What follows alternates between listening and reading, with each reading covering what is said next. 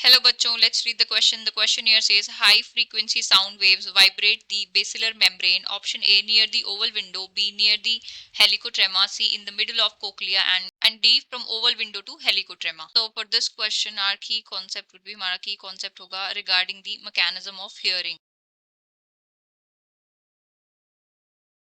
So हमारी body में जो हियरिंग के लिए रिस्पॉन्सिबल होता है दैट ऑर्गन इज, उसको बोला जाता है ear. And ear has basically three parts.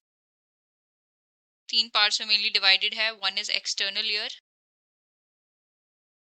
then is your middle ear and inner ear. External ear में मेनली आते हैं pinna and auditory canal. Middle ear में आती है टिम्पैनिक मेम्ब्रेन या टिम्पैनिक कैविटी जिसको बोलते हैं. उसके अलावा ईयर ऑसिकल्स प्रेजेंट होती हैं. ईयर ऑसिकल्स तीन होती हैं, malleus, incus and stapes. And inner ear की बात करें तो इसके अंदर होती है semi circular duct, utricles and cochlea. So ये जो है मेन ऑर्गन होते हैं ईयर के अंदर जो हियरिंग में हेल्प करते हैं. सो यहाँ पे हम ईयर के डायग्राम में डिफरेंट ऑर्गन्स की एक बार लेबलिंग कर लेते हैं सो दैट हमें समझने में इजी हो जाएगा. तो ये जो बाहर प्रेजेंट है this is your pinna, external ear का जो पार्ट है. एंड उसके बाद जो ये एक्सटेंडेड ट्यूब है this is auditory canal. And this here is your tympanic membrane.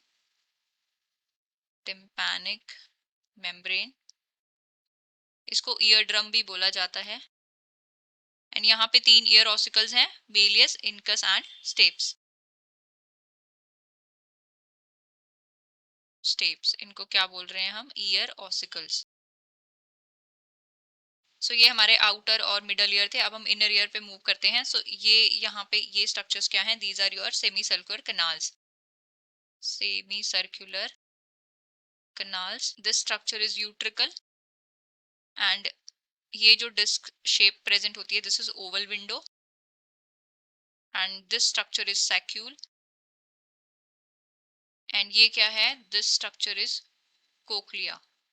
जो स्नेल शेप में राउंड स्ट्रक्चर हो रखी है दिस इज कोक्लिया. एंड यहाँ पे प्रेजेंट होती है आपकी बेसिलर मेम्ब्रेन और hair cells. So will write here basilar membrane and hair cell. तो अब हम बात करेंगे मैकेनिज्म ऑफ हियरिंग की. सो हियरिंग में सबसे पहले क्या होता है कि एक्सटर्नल ईयर जो है वो आपका साउंड वेव रिसीव करता है. सो हम एक फ्लो चार्ट बना लेते हैं. External ear receives sound wave. उसके बाद वो कहाँ पे जाती हैं? ईयर ड्रम के पास जाती हैं. Ear drum that is your tympanic membrane. वहां से टिम्पैनिक मेम्ब्रेन के अंदर क्या होती है? वाइब्रेशन स्टार्ट होती है. Tympanic membrane starts vibration. उसके बाद क्या होता है कि ईयर ऑसिकल्स में जाती है साउंड वेव्स. ईयर ऑसिकल्स में कैसे जाएंगी? Malleus followed by incus and then stapes. उसके बाद ईयर ऑसिकल्स से कहाँ पे जाती हैं? ओवल विंडो में जाएगी. Oval window. उसके बाद कहाँ जाती है? कोक्लिया में जाती है. कोक्लिया के अंदर जो होते हैं कुछ फ्लूइड फिल्ड चैम्बर होते हैं. सो उसके बाद जाती है पेरी लिम्फ ऑफ स्केला वेस्टिब्यूली के पेरीलिम्फ में जाती है. पेरीलिम्फ के बाद वो कहाँ जाती है? Endolymph of Scala media. ये किसका पार्ट है? कोक्लिया का. अब इसके बाद कहाँ जाती है? बेसिलर मेम्ब्रेन में. Basilar membrane. एंड यहाँ से कहाँ जाती हैं? सेंसरी हेयर उसको डिटेक्ट करते हैं. एंड यहाँ से क्या जनरेट होती है? Nerve impulse generate. एंड उसके बाद क्या होता है? ब्रेन जो है डिकोड कर लेता है साउंड को.